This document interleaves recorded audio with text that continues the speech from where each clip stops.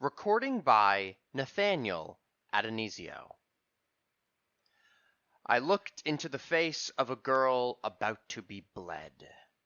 The Heads of Apex by Francis Flagg. Far under the sea floor, Solino's submarine carries two American soldiers of fortune to startling adventure among the vampire heads of Apex. Justice Miles was sitting on a bench in the park, down at the heels, hungry, desperate, when a gust of wind whirled a paper to his feet. It was the advertising section of the New York Times. Apathetically, he picked it up, knowing from the past week's experience that few or no jobs were being advertised. Then, with a start, he sat up.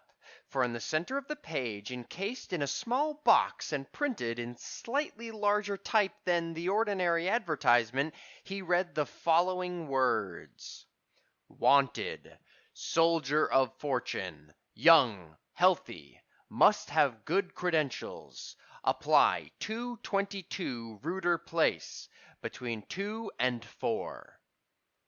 It was today's advertising section he was scanning, and the hour not yet 1. Reuter Place was some distance away, he knew, a good hour's walk on hard pavement and through considerable heat. But he had made forced marches in Sonoras, badly shod and on even an emptier stomach. For Justice Miles, though he might not have looked it, he was a bona fide soldier of fortune, stranded in New York. 5'8" in height, he was, loose and rangy in build, and with deceptively mild blue eyes. He had fought through the World War, served under Kemal Pasha in Turkey, helped the Rifts in Morocco, filibustered in South America, and handled a machine gun for revolutionary forces in Mexico. Surely, he thought grimly, if anyone could fill the bill for a soldier of fortune, it was himself. 222 Reuter Place proved to be a large residence in a shabby neighborhood. On the sidewalk, a queue of men was being held in line by a burly cop. The door of the house opened, and an individual, broad-shoulders and with flaming red hair, looked over the crowd. Instantly, Justice Miles let out a yell, "Rusty! By God, Rusty!" and waved his hands. "Hey, feller, who do you think you're shoving?" growled a hard-looking fellow at the head of the line, but Justice Miles paid no attention to him. The man in the doorway also let out an excited yell. "Well, well, if it isn't the kid! Hey, officer, let that fellow through. I want to speak to him." With the door shut on the blasphemous mob, the two men wrung each other's hands. Ex-Sergeant Harry Ward, known to his intimates as Rusty, led Justice Miles into a large office and shoved him into a chair. "I didn't know you were in New York, kid. The last I saw of you was when we quit Cedino." "And I never expected that 222 Reuter Place would be you, Rusty. What's the lay, old man? And is there any chance to connect?" "You bet your life there's a chance. 300 a month and found. But the boss has the final say-so, though I'm sure he'll take you on my recommendation." He opened a door, led Justice Miles through an inner room, knocked at a far door, and ushered him into the presence of a man who sat behind a roll-topped desk. There was something odd about this old man, and after a moment's inspection, Justice Miles saw what it was. He was evidently a cripple, propped up in a strange wheelchair. He had an abnormally large and hairless head, and his body was muffled to the throat by a voluminous cloak, the folds of which fell over and enveloped most of the wheelchair itself. The face of this old gentleman, though the features were finely molded, was swarthy. Its color was almost that of a Negro, or an Egyptian. He regarded the two men with large and peculiarly colored eyes that probed them sharply. "Well, Ward, what is it?" "The man you advertised for, Mr. Solino." Celino regarded Justice Miles critically. "You have been a soldier of fortune?" he asked. He spoke English with the preciseness of an educated foreigner. "Yes, sir. Rusty, that is, Mr. Ward, knows my record." "I was his sergeant in France, sir. Saw fighting with him in Morocco, Turkey, Nicaragua." "You can vouch for him, then? His character, courage?" "You couldn't get a better man, sir. If I had known he was in town, I would have sent for him." "Very well. That is sufficient. But Mr. Miles, did you say? Understands he is embarking on a dangerous adventure with grave chances of losing his life." "I've faced danger and risked my life before this," said Justice Miles quietly. The other nodded. "Then that is all I am prepared to tell you at this time." Justice Miles accompanied Ward to his room, where the latter laid out for him a change of clothing. It was luxurious to splash in warm water and bath salts after the enforced griminess of weeks. The clothes fitted him fairly well, the two men being of a size. Lounging in his friend's room after a substantial meal and smoking a Turkish cigarette, he questioned Ward more closely. "Who is the old fellow?" "I don't know. He hired me through an advertisement and then set me to employing others." "But surely you know where we are going?" "Hardly more than you do. Celino did say there was a country, a city, to be invaded. Whereabouts is a secret. I can't say I care for going in blind, but neither do I like starving to death. I was in about the same shape you were when you applied. Desperate." Justice Miles stretched himself comfortably. "A spiggity by the looks of 'em," he said. "Negro blood, no doubt. Well, fighting's my trade. I'd rather cash in fightin' than sit on a park bench. I suppose the old boy will tell us more in good time. And until then we're sitting pretty, with good eats to be had, so why worry?" And yet, if Justice Miles had been able to look ahead, he might not have talked so blithely. During the week that followed his employment he saw nothing of Celino, though Ward met the old man for a few moments every day to receive his instructions. "It puzzles me," he confessed to Miles, "how the old chap lives. There's a private exit to the street from his rooms, but I could swear he never goes out. How could he in that wheelchair? No attendant. And yet he must. How would he get food?" Justice Miles smiled lazily. "No mystery at all, Rusty. We're gone for hours at a time. What's to prevent him from phoning to have his meals brought in?" "But I've questioned them at the restaurant, and they say—" "Good Lord, is there only one restaurant in Manhattan?" Yet Justice Miles himself could not help feeling there was something mysterious about Celino. But just how mysterious he did not realize until, one evening, he stood with a half-dozen of his fellow adventurers on a lonely spot on the Long Island coast and watched the darkness deepen around them. "We shall wait," said Celino presently, "until the moon comes up." The moon rose at about 9 o'clock, flooding the beach and the heaving expanse of water with a ghostly light. From the folds of Celino's cloak, close about his muffled throat, a peculiar ray of green light flashed out over the water. In answer, a green light flashed back, and presently something low and black, like the body of a whale half submerged, stole towards the beach. Scarcely a ripple marked its presence, and the nose of it slid up on the sand. "Good Lord!" whispered Miles, grasping Ward by the arm. "It's a submarine!" But the craft on which the surprised soldiers of fortune gazed was not an ordinary submarine. In the first place, there was no conning tower, and, in the second, from the blunt nose projected a narrow gangway, bridging the few feet of water between the mysterious craft and the dry beach. But the men had little time to indulge in amazement. "Quick," said Celino. "Load those boxes onto the gangway. No need to carry them further. He himself wheeled his chair into the interior of the submarine, calling back, "Hurry, hurry!" The adventurers accomplished the loading in a few minutes. "Now," came the voice of their employer, "stand on the gangway yourselves. Steady. Don't move." under their feet they felt the gangway vibrate and withdraw from the land. For a moment they were in utter darkness. Then a light flashed up and revealed a long, box-like room. The opening through which they had come had closed, leaving no sign of its existence.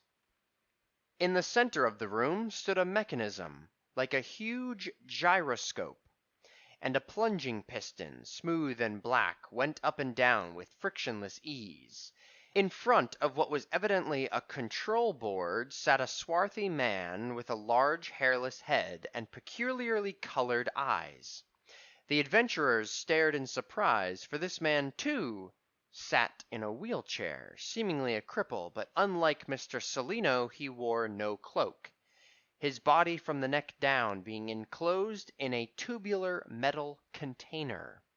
The body must have been very small and the legs amputated at the hips, since the container was not large and terminated at the seat of the peculiar wheelchair to which it seemed firmly attached. Celino did not offer to introduce them to the man at the control board, who, aside from a quick look, paid them no attention. He ushered them ahead into another, though smaller cabin, and after indicating certain arrangements made for their comfort, withdrew. From the slight sway of the floor under their feet, and the perceptible vibration of the craft, the adventurers knew they were under way. "Well, this is a rum affair, and no mistake about it," said one of them. "A freak! A bloomin' freak!" remarked another whose Cockney accent proclaimed the Englishman. "You're sure right," said a lean Texan. "That hombre out there had no legs, nor hands neither." Miles and Ward glanced at one another. The same thought was in both minds. Neither of them had ever seen Mr. Celino's hands. A rum affair, all right. Hours passed. Some of the men fell to gambling. At intervals they ate. Twice they turned in and slept.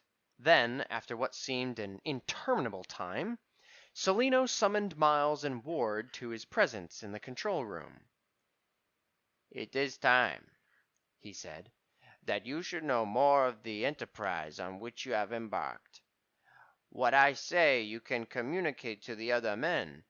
A year's salary for all of you lies to your credit at the Chase Bank of New York, and this money will not be your sole reward if you survive and serve faithfully." "Thank you, sir," said Ward. "But now that we are well on our way to our destination, could you not tell us more about it? You have said something of a city, a country. Where is that country?"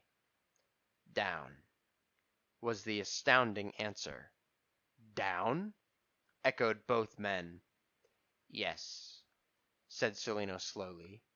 "Down. The gateway to that land is at the bottom of the ocean." As the two men gaped at him, incredulous, an awful thing happened.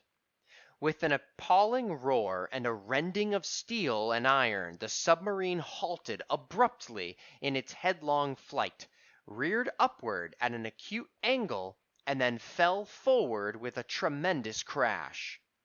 The adventurers were thrown violently against the steel bulkhead and slumped down unconscious. How long they lay there insensible they never knew. Justice Miles was the first to come to, and he found himself in Stygian blackness. "Rusty!" he called, feeling terribly sick and giddy. Only silence answered him. "Good God!" he thought. "What has happened?" His hand went out and recoiled from something soft and sticky. Gingerly he sat up. There was a lump on his head. His body felt bruised and sore, but it was evidently sound.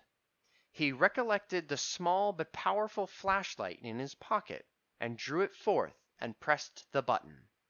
A reassuring pencil of light pierced through the gloom. Even as it did so, someone groaned, and Ward's voice uttered his name. "Is that you, kid? "It's me, all right." You ain't hurt?" "Nothing to speak of.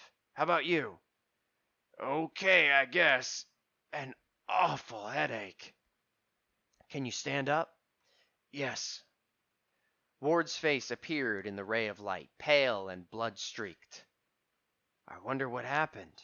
It sounded like a collision."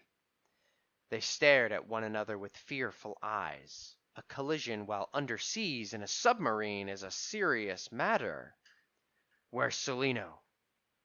Justice Miles ran the beam of his torch this way and that, and saw that the room was in a fearful confusion.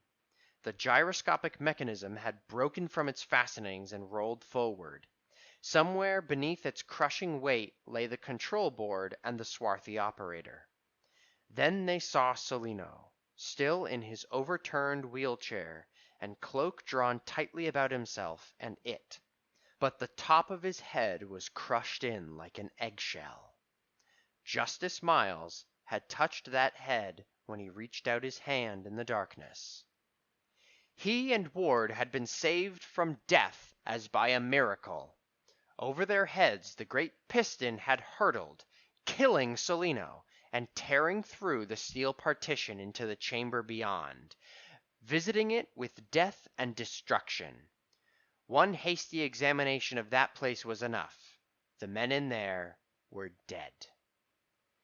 Sick with horror, the two survivors faced the stark reality of their terrible plight. Trapped in an underwater craft, they saw themselves doomed to perish even more miserably than their companions.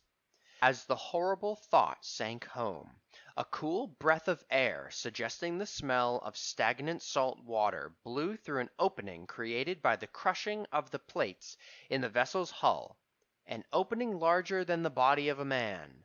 Miles and Ward stared at it with puzzled eyes. With such a hole in her hull, the boat should have been admitting water and not air. However, they approached the gap and examined it with their torches. "Here goes," Ward said after a moment's hesitation, and clambered through the opening, followed by his friend. When they were able to make out their surroundings, they saw that they were in a vast tunnel or cavern, the extent of which was shrouded in darkness. How the submarine had left the ocean and penetrated to this cavern it was impossible to say. But evidently it had come so far over a shining rail, a break in which had caused the disaster. The cavern or tunnel was paved with disjointed blocks of stone, which once might have been smooth and even, but which now are disarranged by time and slimy with dampness and sea growths. In the clammy air, Miles involuntarily shuddered. "Good Lord, Rusty, we're certainly up against it. The only fellow who could tell us our whereabouts is dead." Ward's jaw tightened. "That rail leads somewhere. It's our only hope. But first, let us get our guns and some food." They were fortunate enough to discover several thermos bottles unbroken. Hot coffee revived their fainting spirits. Treating their bruises and cuts as well as they could, they left the submarine, or car, it seemed to have been convertible for use either in water or on rail, and trudged ahead. Beyond the break that had caused the wreck, the rail stretched away into illimitable darkness. Over rough stones, stumbling into shallow pools of water, the light of their torches serving but faintly to show the depressing surroundings, the two men plunged. Neither of them was without fear, but both possessed the enduring courage of men habituated to facing danger and sudden death without losing control of their faculties. Time passed, but they had no means of telling how much, since their wristwatches no longer functioned. But after a while they noticed that the grade was upward and the going easier. At the same moment, Ward called attention to the fact that, even without electric torches, it was possible to see. All around the two Americans grew a strange light, a weird phosphorescent glow, revealing far walls and massive pillars. Now they could see that they were in a vast chamber, undoubtedly the work of human hands, a room awe-inspiring to behold, and even more than awe-inspiring in the reflections it forced upon their minds. Passages radiated on either hand to mysterious depths, and great bulks loomed in the spectral light. Justice Miles gave a low cry of amazement when a closer investigation revealed those bulks to be the wrecks of mighty and intricate machines, the use of which it was vain to conjecture. He looked at Ward. "Celino spoke of a city down in the ocean. Can this be it?" Ward shook his head. "Everything down here is old, abandoned. Look, what is that?" The figure of a giant creature, carved either from stone or marble and encrusted with phosphorus, stood lowering in their path. It was that of a winged beast with a human head. Its features were negroid in character, and so malignant was the expression of the staring face, so lifelike the execution of the whole statue, that a chill of fear ran through their veins. It was in Ward's mind that this gigantic carving was akin to the ones he had seen in Egypt, and as old, if not older. Beyond the statue the rail curved and the grade leveled, and, rounding the bend, they were amazed to come upon a sort of yard where the rail stopped. In that enclosure, on several sidings, were submarine cars similar to the wrecked one they had abandoned. But that was not the sight which brought them to a breathless halt. Beyond the sidings stood what appeared to be a small building of gleaming crystal. After a moment of breathless wonder, they cautiously approached the bizarre structure. No dampness or phosphorus impaired the clarity of its walls. The material composing them felt vibrantly warm to the touch. It was not glass, yet it was possible to look without difficulty into the interior of the building, which appeared to be one large room, containing nothing but a central device not unlike the filaments of an electric bulb. In fact, the whole building, viewed from the outside, reminded the two adventurers of a giant light globe. The filaments radiated a steady and somehow exhilarating light. The door, they knew it was a door because an edging of dark metal outlined its frame, gave admittance to the room. "Shall we?" questioned Miles, and Ward answered doubtfully, "I don't know. Perhaps." But at last they turned the golden knob, felt the door give to their pressure, and stepped through the entrance into the soft radiance of the interior. Unthinkingly, Ward released his hold on the knob, and the door swung shut behind them. Instantly there was a flash of light, and they were oppressed by a feeling of nausea. And then, out of a momentary pit of blackness, they emerged to find that the room of crystal had oddly changed its proportions and opaqueness. "Quick!" cried Ward. "Let us get out of this place!" Both men found the door and staggered forth. Then, at sight of what they saw, they stood rooted to the spot in sheer amazement. The gloomy tunnel and the sidings of submarine cars had vanished, and they were standing in a vast hall, an utterly strange and magnificent hall, staring up into the face of a creature crudely human and colored green. The Green Man was almost of heroic proportions. He was clad in but a breech clout, and was so broad as to appear squat in stature. He carried a short club, and appeared almost as dumbfounded as the two Americans. A moment he regarded them. Then, with a ferocious snarl of rage, he hurled himself upon the startled Ward, and half clubbed, half pushed him to the floor. Recovering from his momentary inaction, and realizing the danger in which his friends stood, Miles shouted, and leaped upon the Green Man's back, fastening his sinewy fingers around the giant's throat. But the latter was possessed of incredible strength, and straightening up, he shook off Miles as a bear might shake off an attacking dog, and threw him heavily to the floor.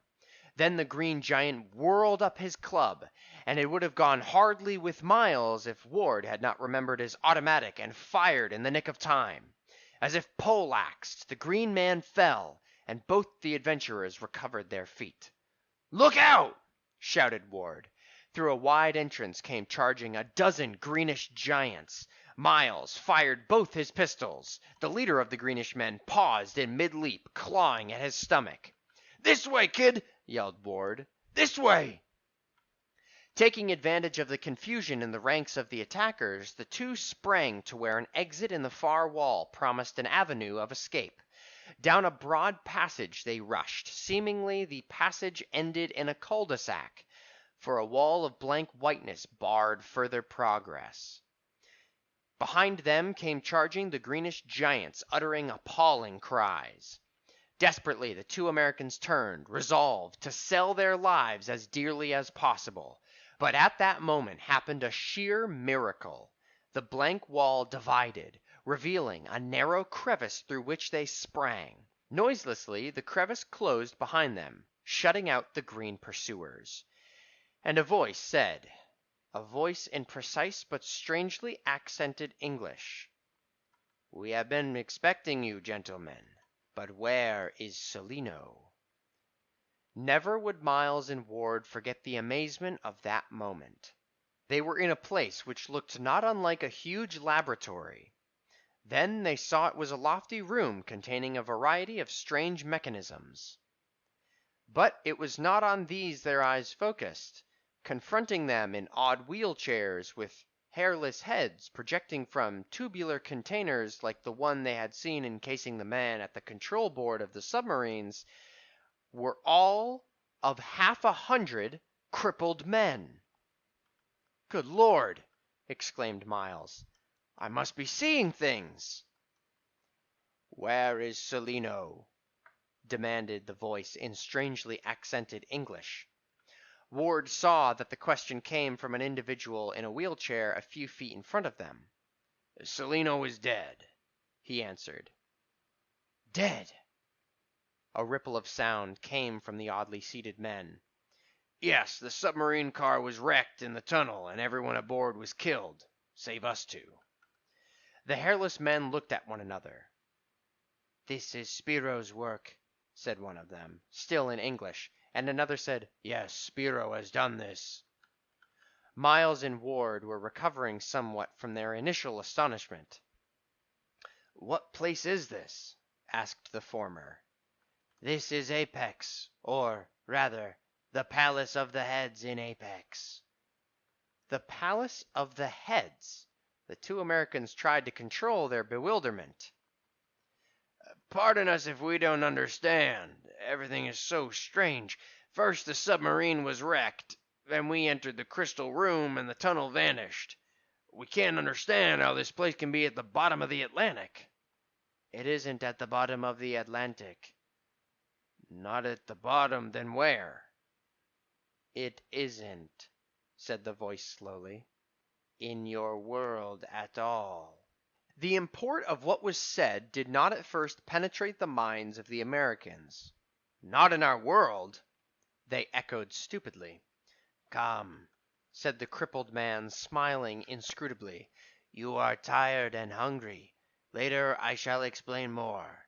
His strangely colored eyes bored into their own. "Sleep," said his voice softly, imperatively. And though they fought against the command with all the strength of their wills, heaviness weighed down their eyelids, and they slept. From dreamless sleep they awakened to find that fatigue had miraculously vanished, that their wounds were healed, and their bodies and clothes were free of slime and filth. All but one of the crippled men, for so in their own minds they termed the odd individuals, had gone away. That one was the man who had first addressed them. "Do not be alarmed," he said. "In our own fashion we have given you food and rest, and attended to your comfort." Ward smiled, though a trifle uncertainly. We are not easily frightened, he replied. So that is good. But now listen. My name is Zorro, and I am chief of the heads of Apex.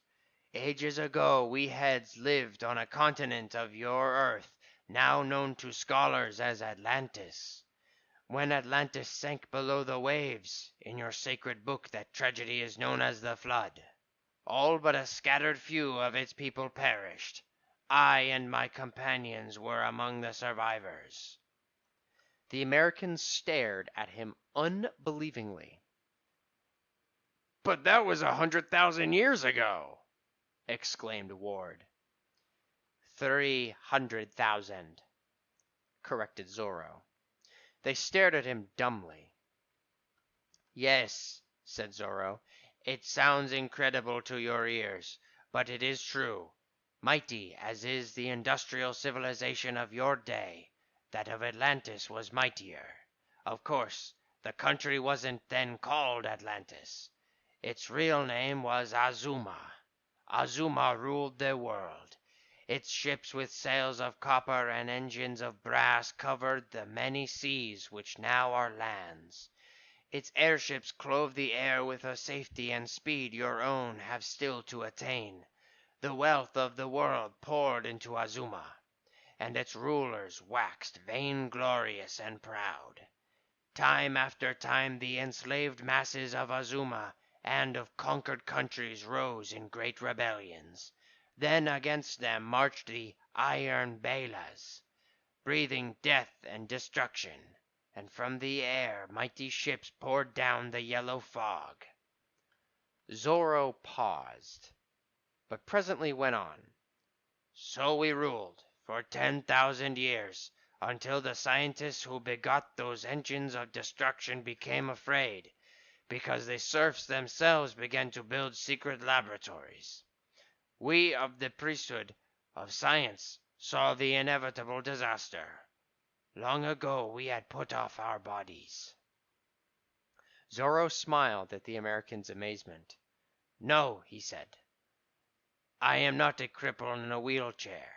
This tubular container holds no fleshy body. Inside of it is a mechanical heart which pumps artificial blood purified by a process I will not describe, through my head. It also contains certain inner devices under my mental control. Devices that take the place of human hands and feet. Only by accident or through lack of certain essentials can I die. His listeners stared at him in awe. You mean, faltered Miles, that save for your head, you're all machine?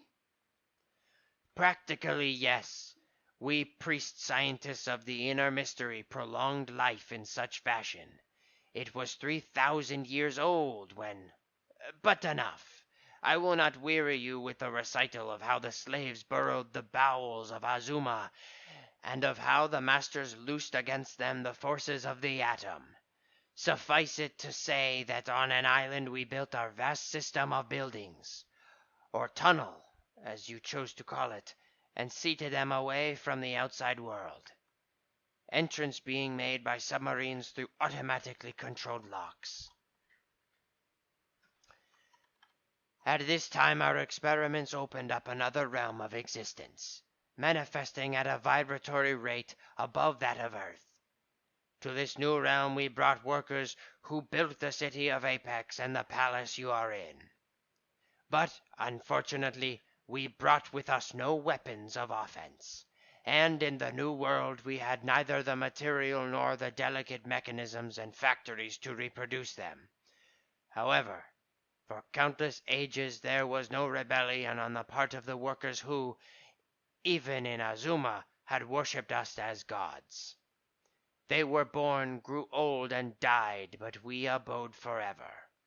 Besides, in the city of Apex they were freer than they had ever been before, merely having to furnish our laboratories with certain raw materials and the wherewithal to sustain the blood supply on which our lives depend. But as of late they have made common cause with the original inhabitants of this plain, the green men, The green men! As if the words were a signal, a dreadful thing happened. Out of a far shadow leaped a lean and hideous monster. To Myles's startled eyes it seemed to grow as it leaped. Thin, unbelievably thin it was, yet swelling at the head. From between two goggle eyes writhed a rope-like trunk. 12 feet in the air, its head towered over Zorro. "Look out!" screamed the American. Zorro's chair seemed to jump. Too late. Around the tubular container wrapped the snake-like trunk, plucking the wheelchair and its occupant from the floor, dangling them high in the air. "Shoot!" cried Zorro. Myles shot. His bullet plowed through the unbelievably thin body and ricocheted from a pillar beyond. Ward fired with better effect. One of the goggle eyes shattered like glass. Under a fusillade of bullets the monster wilted, giving expression to a weird shrill cry. Zorro dangled head downwards. To drop from such a height on his skull would probably be fatal. But the monster did not drop him. Instead, in its death agony, its grip tightened, and the Americans witnessed an incredible sight. Before their very eyes the monster began rapidly to shrink. Its tenuous body telescoped together, becoming thinner and thinner in the process, until on the floor there lay the lifeless body of a snake-like creature not more than 6 inches in length. "Good Lord!" breathed Myles. Zorro, who had escaped unscathed from his perilous plight, regarded it with his peculiarly colored eyes. "It is a Ta'ala," he said, "and must have entered the room at the same time you did. The green men often capture and train them for hunting. When about to seize their prey, their bodies have the power of enormously stretching." Outwardly he seemed unaffected by the danger safely past, and waved away several of his fellows who had wheeled to the spot, attracted by the noise of the pistols. The Americans were more shaken.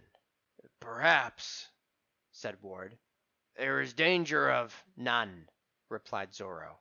"I know there are no other Ta'alas inside these rooms, since it is the nature of these beasts to rush to each other's aid when they scream. And as for outside attacks, the laboratories are insulated against any insurgent workers can make. Their weapons are poor. The green men use but clubs. But it is not their attacks we fear, but their refusal to furnish us with supplies. They worshipped us as gods, and the giving of supplies was long a religious rite. But now they doubt our divinity, and, since they no longer listen to or obey our decrees, we have no means of punishing them. Spiro is responsible for this." "Spiro?" questioned the 2 men. "He whom we raised to the divinity of Godhead on the accidental death of Baku, causing a deep sleep to fall upon him in the temple and grafting his head upon the mechanical body left by the latter.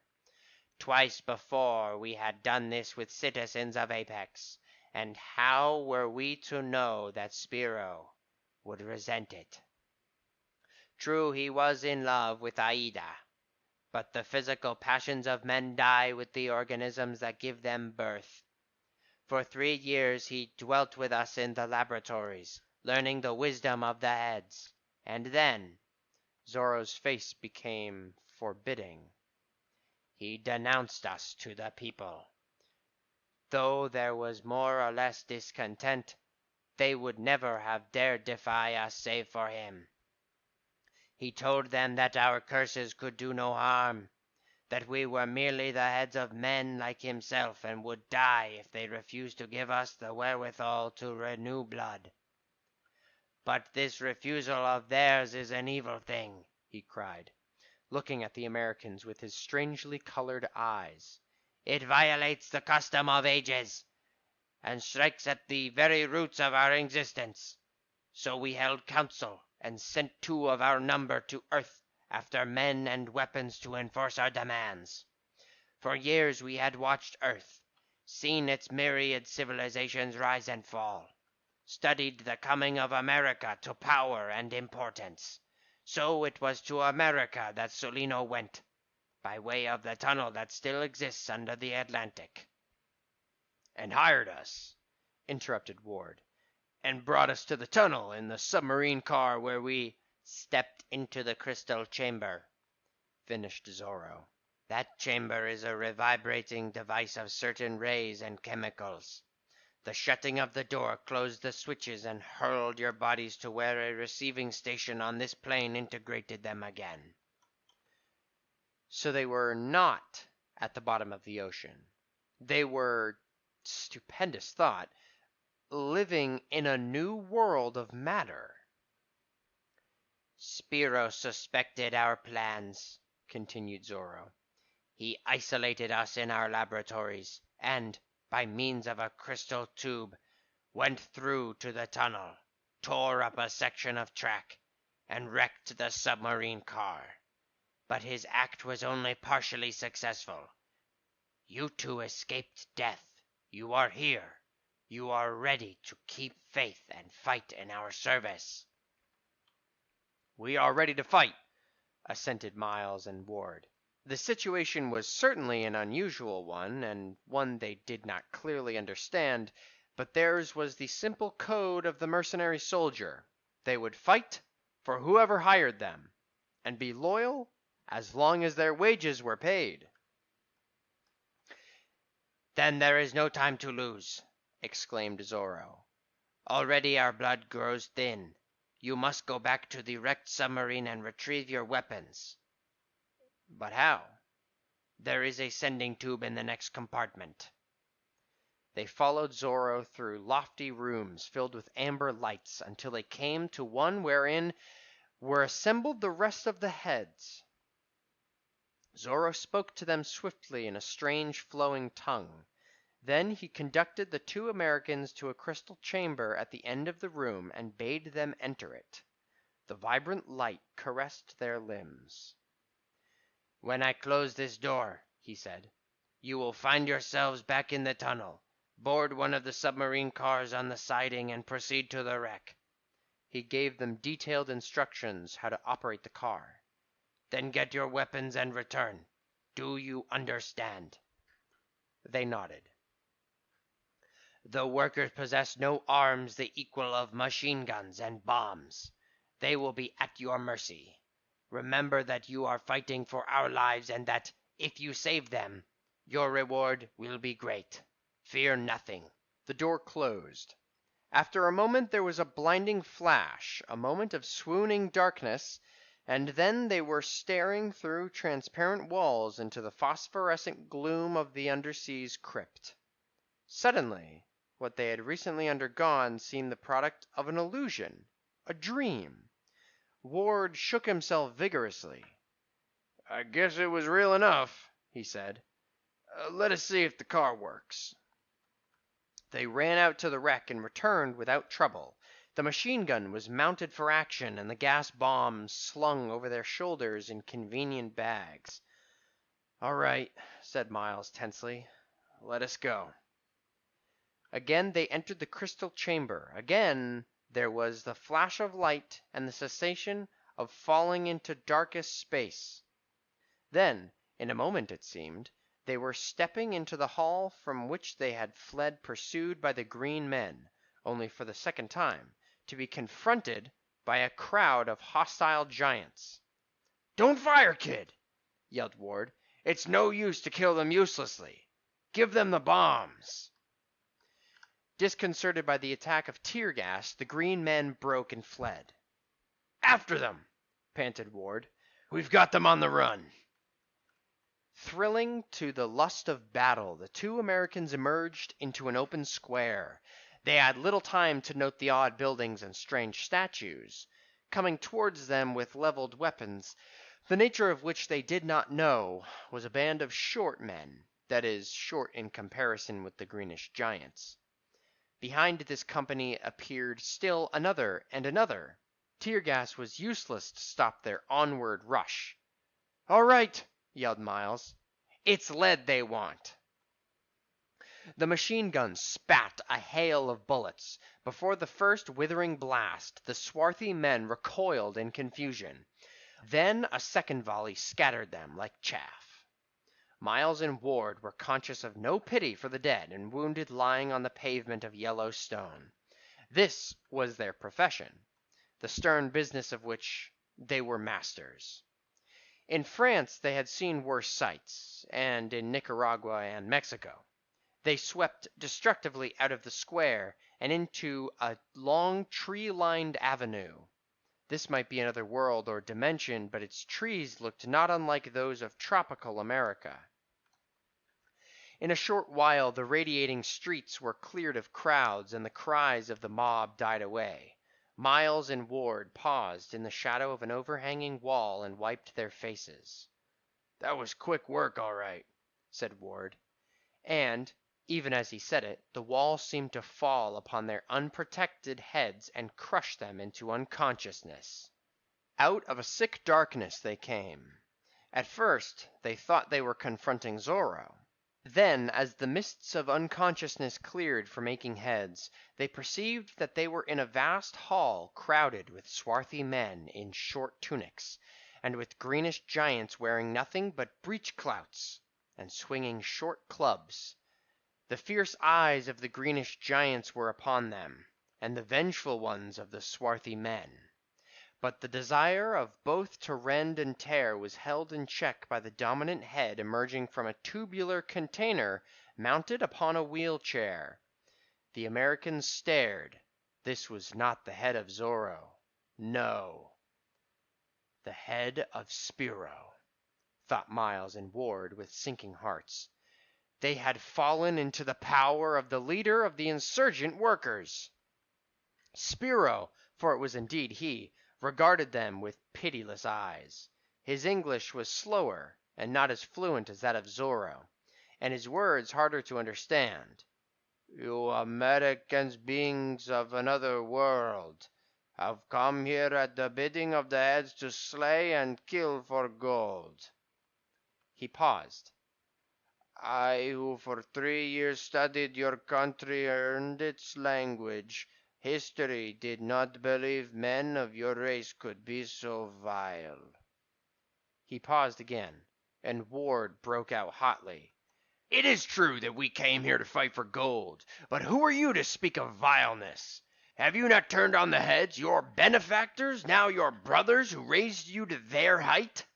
Are you not leading a revolt of the workers which would deny them the means of sustaining life? Are you not seeking to perpetuate murder?" Spiro regarded him slowly. "Is it possible you are in ignorance of what those means are? Listen, then, while I tell you the hideous truth. Since the dawn of our history until the present moment, the heads have maintained their lives by draining blood from the veins of thousands of Apexans yearly."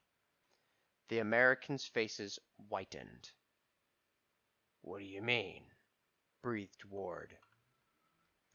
"I mean that the artificial blood pumped by mechanical hearts through the brains of the heads, yes, and that is now being pumped through our own," cried Spiro bitterly, "is manufactured from human blood. Human blood is the basis of it, and to get that blood every Apexan must yield his quota in the temple. Slowly but surely this practice is sapping the vitality of the race.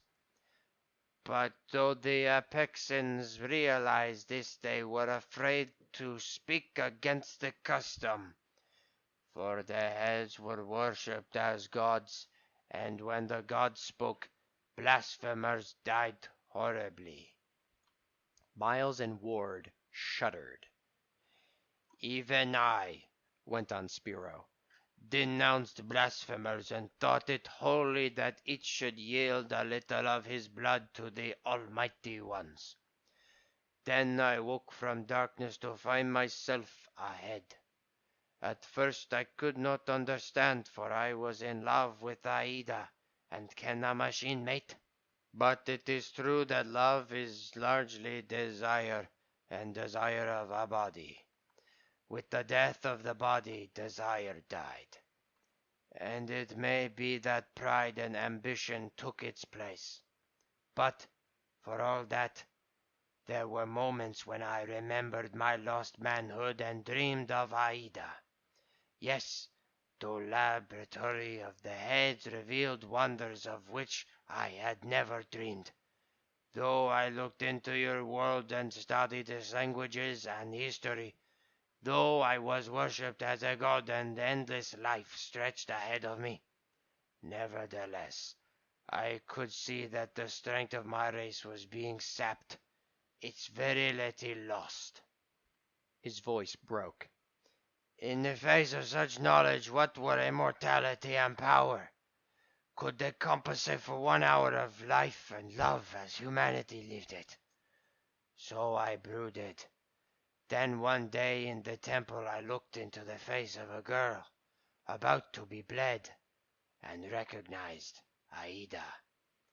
In that moment, hatred of the fiends posing as gods and draining the vitality of deluded worshippers crystallized and drove me to action. Spiro's voice broke, died. Miles and Ward stared at him, horrified. And after a while, Miles exclaimed, "We never suspected! We would never have fought to maintain such a thing had we known." Nonetheless, said Spiro, inflexibly. You fought for it, and many people died and more are afraid. Superstition is a hard thing to kill. Already there are those who murmur that truly the heads are gods and have called up demons from the underworld, as they threatened they would, to smite them with thunder until once more they yield blood in the temple. But I know that without blood the heads must die miserably, and the people be freed from their vampire existence. It is true that I too shall die, but that is nothing. I die gladly. Therefore, to keep the people from sacrificing blood, to show them that you are mortal and the heads powerless to save the demons they have raised, you must be slain in front of the great palace. Yes, you too must die for the people. Bound and helpless, lying on their backs and staring into the gloom of the small chamber into which they had been thrown, Miles and Ward had time to ponder their desperate situation. Spiro was delaying their death until the workers of Apex would have time to gather and witness it. At first, they had struggled to loosen their bonds, but such efforts served only to tighten them. Then they had tried the trick of rolling together so that the fingers of one might endeavor to undo the knots securing the other. On a memorable occasion in Turkey they had freed themselves in this manner. But the attempts proved fruitless now. The floor of the chamber was smooth, nor could they find any rough projection on which to saw the cords. Exhausted, they finally desisted. The same thought was in both minds. Were they doomed to die in this strange world, fated never to see earth again? Well, a soldier of fortune must expect to meet with reverses. Still, it was a tough break. After a long silence, Ward said, "How were we to know that the heads lived on the blood of the people?" "Would it have made a difference if we had known?" asked Miles. "Perhaps not." Ward tried to shrug his shoulders. "After all, we have fought to maintain systems not much better. There is little difference, save in degree, between draining the lifeblood of a race and robbing it of the fruits of its labor." "But sometimes we fought to liberate people," protested Miles. "Yes, I like to think of that. It's good to have something to our credit when we cash in, and it looks," he said pessimistically, "as if our time to do so has come." They ceased talking. Time passed cheerlessly. Finally, both of them fell into a heavy slumber from which they were aroused by a sudden flashing in their eyes of a bright light, bright only in comparison with the former intense darkness. "What's that?" cried Ward, startled. "Shh, shh," said a soft voice warningly. And when their eyes became accustomed to the illumination, they were amazed to perceive the slender form of a young girl carrying a torch. She was marvelously lovely to look at, with her blue-black hair brushed straight back from a low, broad forehead, and her smooth skin as dark as that of an Egyptian. Nor was she dressed unlike pictures Miles had seen of people of ancient Egypt. The embroidered plates covering the small breasts shone and glittered. Bracelets and bangles flashed on bare arms and shapely ankles, while from the waist to below the knees was a skirt of rich material. On the small feet were sandals of intricate design. Beside the torch, the girl carried a slim, gleaming knife, and for a moment the adventurers were guilty of imagining she had come to slay them where they lay, but her manner quickly dispelled their fear. Sinking on her knees beside them, she said, "Do not be afraid. Aida will not harm you." So this was Aida, the girl of whom Spiro had spoken. Miles and Ward devoured her loveliness with their eyes. Her coming flooded their bosoms with renewed hope. She continued speaking. Her English was not at all fluent, and she was often compelled to make it clear with expressions in her own tongue and with explanatory gestures. But to Miles and Ward, who knew nothing of temple training, her speaking English at all was a miracle. "Is it true that you are men from another world?" "Yes." "And you came to make the people give their blood to the heads?" "No, that is not true. We were in ignorance of what it was we fought for. Had we known the truth, we would have refused to fight for the heads." "Then if I were to set you free, you would go back to your own world and not fight my people any more?" They nodded vigorously. "Oh, I am so glad!" exclaimed the girl. "I did not want to see you die." She looked at Miles as she spoke. "I saw you before Spiro this afternoon. Poor Spiro," she murmured as she cut their bonds. It was some time before circulation was restored to their limbs. Miles asked anxiously, "How many guards are there at the door?" 12, said the girl. "But they are playing Wong Wo in the room outside and drinking Sula." She pantomimed their meaning. "I came here through a secret passage beyond," she indicated by a wave of her hand. "And now that you can walk, let us hurry." Shyly she took Miles's hand. The warm clasp of her fingers made the blood course faster in his veins. Through a long passage they glided to another room. There were several confusing turns and dark hallways, and twice they had to cower in shadowy corners while Aida boldly advanced and held converse with the occasional persons encountered, though for the most part the way was silent and deserted. At last they came to a low door opening on a narrow street, and the girl put out her torch. "To return to our own world, we must first reach the Palace of the Heads," said Ward. The girl nodded. "I will guide you there, but we must hurry. The workers will soon be gathered." Never were Miles and Ward to forget that breathless flight. The girl led them through narrow and devious byways, over which dark buildings leaned. Evidently avoiding the more direct and open thoroughfares, it seemed as if they were to escape without hindrance when, suddenly, out of a dimly lighted doorway lurched the gigantic figure of a green man carrying a flare. This flare threw the figures of the fugitives into relief. "Ho!" roared the green man, and came at them like a furious bull.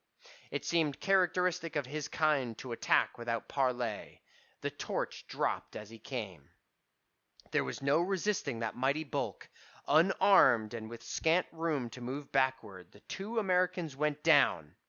And that would have been the end of the battle if Aida, who had shrunk to one side out of the way of the combatants, had not snatched up the still flaming torch and held it against the naked back of the greenish giant.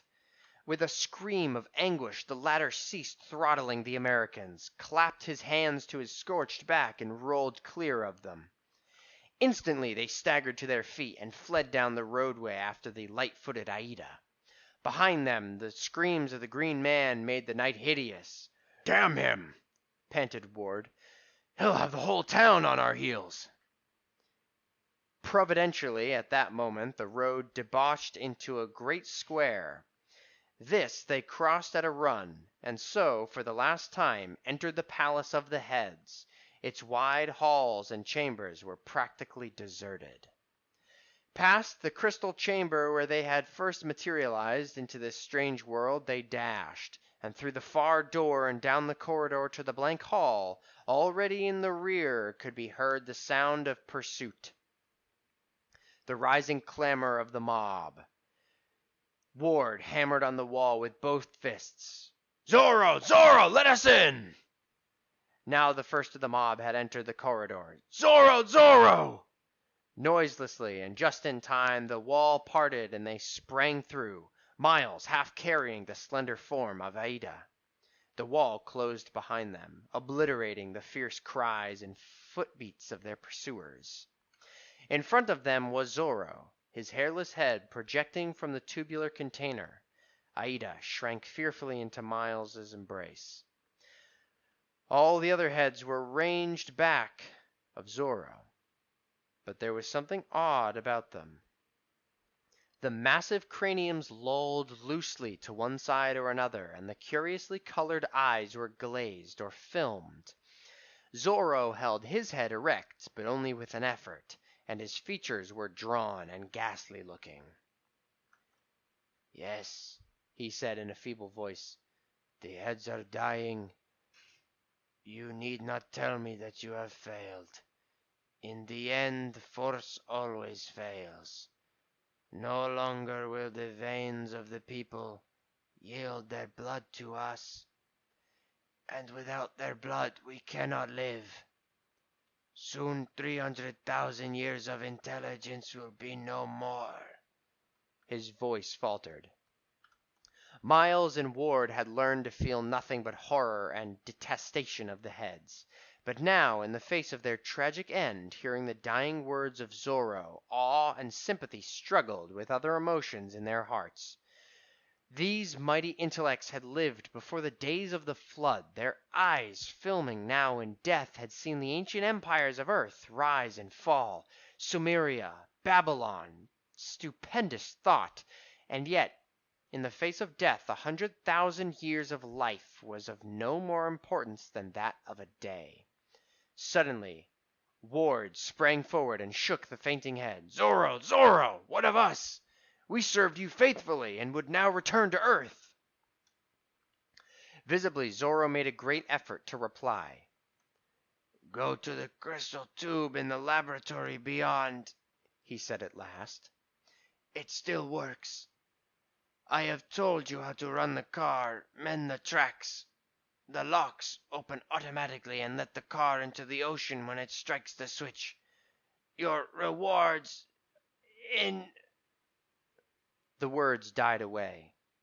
Then, with a sudden influx of strength, the hairless head straightened, the strangely colored eyes cleared, and in a loud voice Zorro called out something in an unknown tongue and then collapsed. Out of that chamber of death the Americans fled, suddenly afraid of its weird occupants. In time, the workers of Apex would break into that strange laboratory and find the vampires of the ages dead, and in a very short time Spiro himself would die.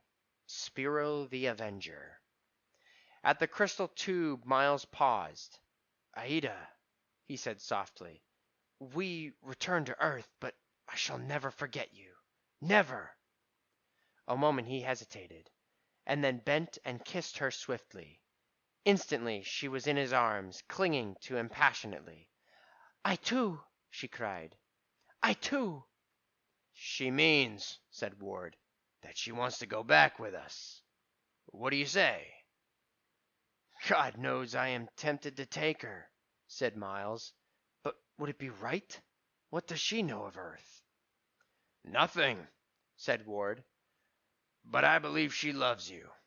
And have you thought that after helping us to escape she may not be safe among her own people?" Miles bowed his head. "Very well," he said. "So be it. I swear to make her happy." So there were 3 of them who entered the crystal tube. End of The Heads of Apex by Francis Flagg. Recording by Nathaniel Adonisio.